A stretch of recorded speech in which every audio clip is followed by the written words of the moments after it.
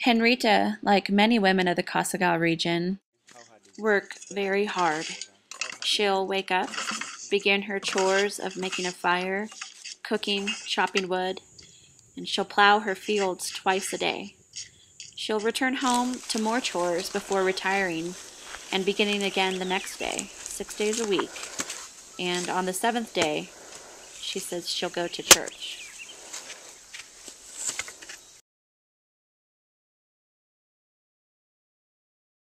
When looking at situations, you have to look at the entire system, which includes the environment physically, which I don't think we've emphasized enough yet. So you have to look at water sources, land rights, ways people are using natural resources, how they treat animals, what do they get from the resources they use, is it sustainable, in order to see if their livelihoods are effective and protective of their well-being. As a means to achieve such sustainability, the African Network for Animal Welfare is partnering with the women of the Kassigau region to help sell their hand-woven baskets.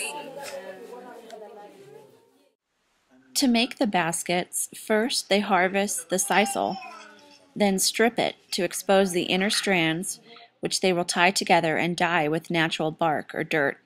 Then, rolling the strands together, they create their string. They perform this process over and over until they have enough to weave a basket. You know, the baskets will be sold. Can you ask her typically what she would use the profits for?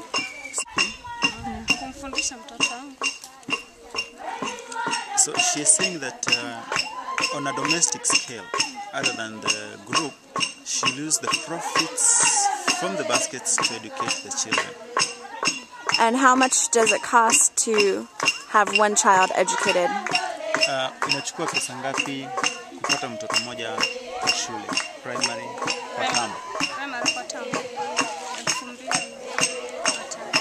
It's usually 2,000 Kenya shillings per term. That is primary school.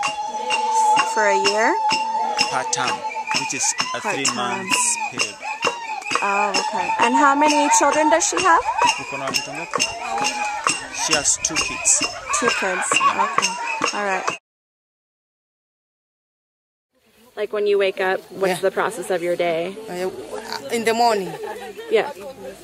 I sweep my house. After finish, I'm taking my bucket. I'm going to fetch some water. When I come in, I'm going to prepare some tea. Get some tea. When we finished, we take my djembe. We go in the shamba. So go and dig in my shamba. After that, I'm taking my panga. When I come to prepare some food lunchtime, I'm cooking my food and eat. After finish, I take my panga and go to cut some firewood and then to come back.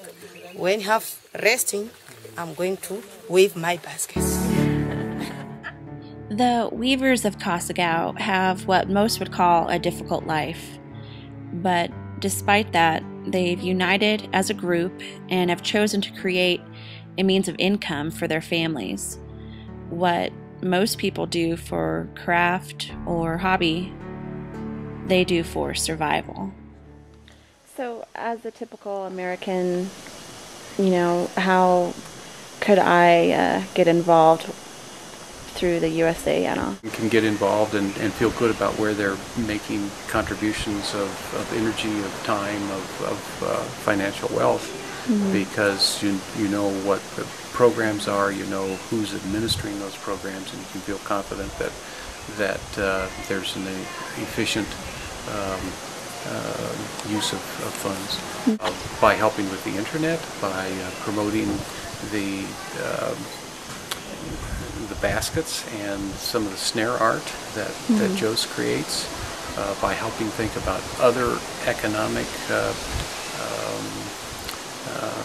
exchange items like beads or jewelry that could be put in the little villages at Kassigau and and boy.